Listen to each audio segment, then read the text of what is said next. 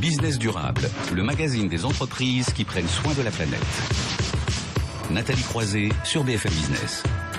On se retrouve donc pour la dernière partie de cette émission spéciale consacrée au projet Liger à Locminé. Alors une précision, parce qu'on parlait beaucoup de carburant ces derniers temps, vous voulez expliquer justement ce que c'était spécifiquement que ce bio-GNV, hein, Grégoire Superroux. Voilà, j'ai bien compris, hein, c'est le PDG, passe la place au directeur.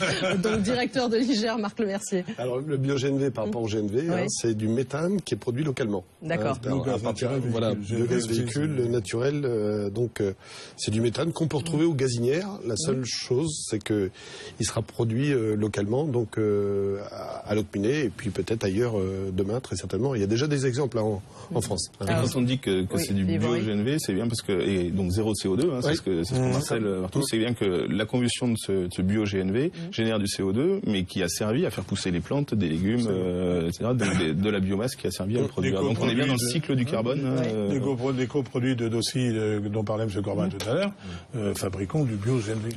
La plante pour grandir a besoin de CO2 par la photosynthèse et après ce CO2 se retrouve dans le cycle du carbone. Voilà. Alors Philippe Henry, vous êtes le directeur technique d'ERA. Alors pour parler de ce projet, ça représente combien, Grégoire Superbe, qui est le maire de Locminé? Globalement, le pôle Liger, c'est 15 millions d'euros. 15 millions d'euros. Donc avec une partie chaudière qui est réalisée, là on est sur la méthanisation avec la bio-GNV, la cogénération pour l'électricité, c'est 10 millions 7 d'euros.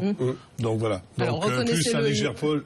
C'est lourd financièrement, ça n'a pas toujours été facile à mettre en place, il ne faut pas le dire. Je pense que vous envisagez, on ne va pas citer, travailler avec quelqu'un d'autre, ça ne s'est pas fait, il y a une lenteur administrative, vous êtes ravi aussi d'avoir. Vous déformez un peu les choses. La lenteur administrative qu'on aurait pu croire, mais qu'on n'a pas eu. On a eu la chance d'être accompagné par les services de l'État du Morbihan, avec le préfet qui vient de partir d'ailleurs, d'une façon dynamique, et c'est vrai qu'on n'a pas eu.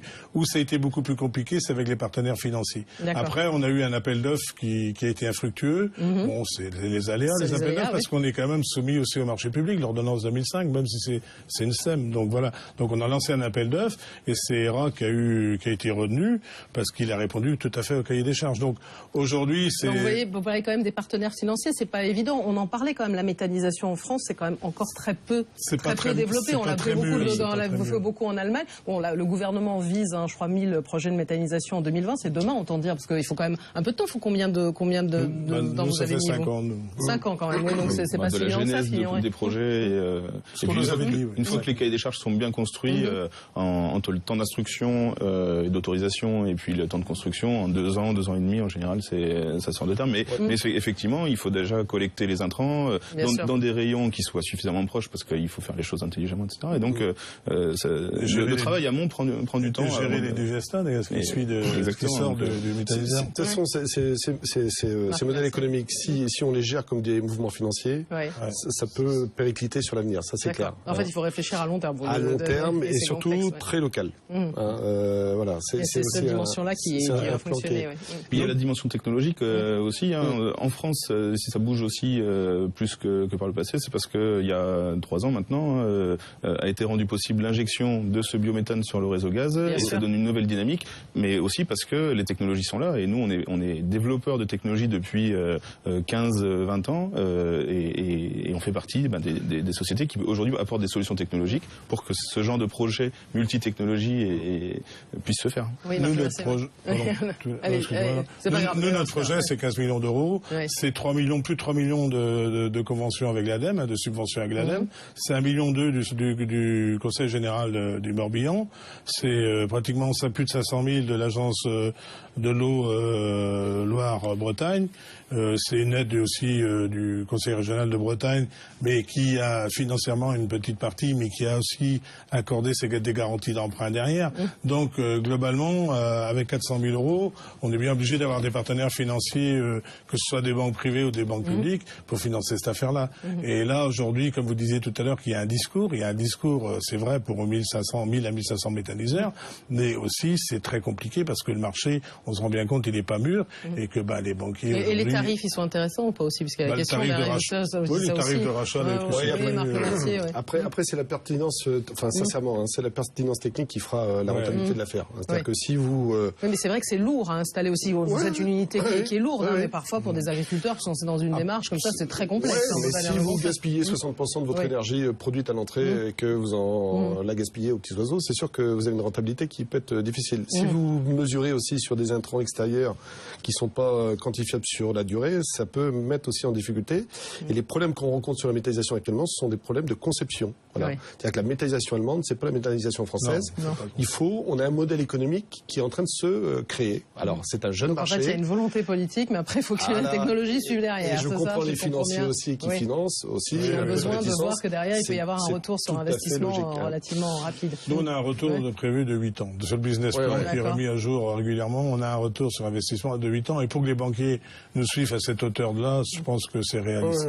La réglementation aussi, elle a beaucoup évolué aussi quand même sur les déchets aussi. C'est aussi quelque chose qui fait aussi, on peut réutiliser quand même beaucoup plus les déchets. La réglementation effectivement est de plus en plus contraignante, donc au travers notamment des administrations de tutelle qui nous suivent. Donc, mais malgré cela, on y avait pallié à cette réglementation un peu drastique. Et puis au travers du projet Ligère, on s'apporte, comme je vous le disais tout à l'heure, l'image environnementale. On se dédouane de cette difficulté administrative de gestion des déchets. Et voilà. Quoi. Et vous, en tant qu'usine d'Aussy, vous envisagez encore d'autres choses, que vous parlez de cette dimension environnementale en particulier? Il y a deux axes. Il y a la dimension environnementale, l'image environnementale que nous apporte le projet Ligère, mais il y a aussi la dimension économique quelque part, parce que de toute façon, il ne faut pas se leurrer, une entreprise comme celle que je manage ne peut adhérer à un projet Ligère aussi que s'il y a un aspect économique prépondérant. Puisque aujourd'hui, d'après les calculs qu'on a fait, on est à peu près à ISO-coût dans la gestion, dans l'apport d'énergie, dans la gestion des déchets. Mais comme disait Marc Lemercier tout à l'heure, il faut voir dans le futur. Dans le futur, il y a une garantie de stabilité de prix quelque part. Il y a les aspects logistiques qui sont de plus en plus coûteux. Au travers de l'augmentation des énergies fossiles, du gasoil, du fuel, etc. Même si certains disent comme en ce moment ça a un petit peu baissé, tout ça, les gens peuvent se poser la question de savoir, mais à partir du moment où on s'est lancé dans une démarche, on ne veut pas revenir en arrière. C'est compliqué. Non, il faut y aller. Il faut y aller. Et puis de toute façon, il ne faut pas se leurrer. Toutes les entreprises de l'agroalimentaire aujourd'hui, je pense, vivent un contexte économique difficile. Donc elles cherchent à optimiser aussi leurs usines, bien sûr. Sont regardantes surtout et cherchent à optimiser leurs usines. Et puis on a cette image environnementale, comme je vous disais, et puis on a ce contexte économique. Bien sûr, il faut regarder. Et puis aujourd'hui, quand on le regarde, dans le futur, on est sûr d'avoir que des aspects positifs. Alors Philippe, allez-y. La volatilité des marchés, l'énergie, même si aujourd'hui c'est peut-être favorable sur les carburants, sur le gaz naturel, c'est pas le cas. Et là, il y a vraiment la maîtrise dans la durée des choses. Donc je pense que ça. Alors c'est pour 2016, c'est ça, cette unité de méthanisation? Oui, la mise en service en 2016. Oui, Marc Lemercier, vous voulez réagir? Oui, pour finir, je pense que dans les énergies renouvelables, et Ligère en est un bel exemple, il faut décloisonner, c'est-à-dire associer des chaudières biomasse à de la méthanisation. Demain, on fera de la résorption agricole, ce que je disais, avec des smartphones. C'est-à-dire, c'est l'avenir est là, c'est de coupler un certain nombre de choses avec son smartphone. On pourra contrôler sa maison, beaucoup de choses. On ne pourra pas le perdre cette fois-ci, là, c'est sûr. Et je pense pas, non. Mais c'est aussi, et puis travailler avec les universitaires. Oui, ça, il y a une vraie démarche aussi, parce que tous les universitaires sont vraiment engagés dans ces questions. C'est un aspect qu'on peut évoquer aussi de ces questions énergétiques aussi de transition. Vous avez plus de 14 universités bretonnes qui travaillent au sein de Ligère, au sein d'une structure qui s'appelle Open Odyssey.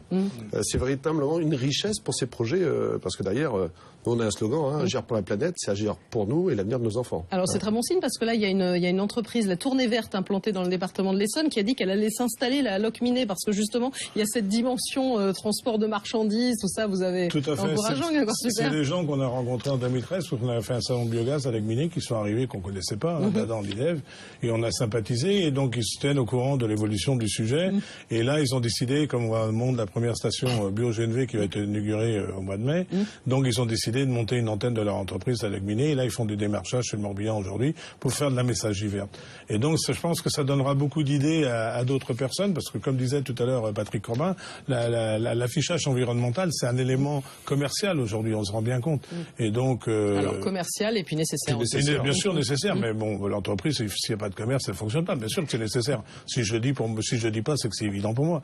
Mais donc voilà, donc je pense que ça va donner d'autres idées, et puis ça va donner d'autres idées aussi à d'autres entreprises locales de fonctionner avec du GNV, parce que l'impact de zéro particule et zéro CO2, c'est un impact quand même qui est important. Et ça parle aux gens aujourd'hui. Vous y croyez, ça parle, et c'est un exemple encore qui a un territoire qui bouge, puisqu'on a consacré 1 heure entière avec vous. On est venu vous voir à Paris, on y croit. Exactement. Voilà. Merci d'être venu spécialement nous voir. Grégoire Super, donc maire de Locminé et PDG de l'IGER, Marc Lemercier, directeur de l'IGER, Philippe Henry, le directeur technique d'ERA, et Patrick Corbin, le directeur de l'usine d'Aussi de Locminé. Quand je parle régulièrement des territoires et de leur engagement, je pense qu'on en a eu encore la preuve cette semaine dans Business Durable. Merci à tous, c'est déjà la fin de l'émission. N'hésitez pas évidemment à nous retrouver comme d'habitude sur le site bfmbusiness.com.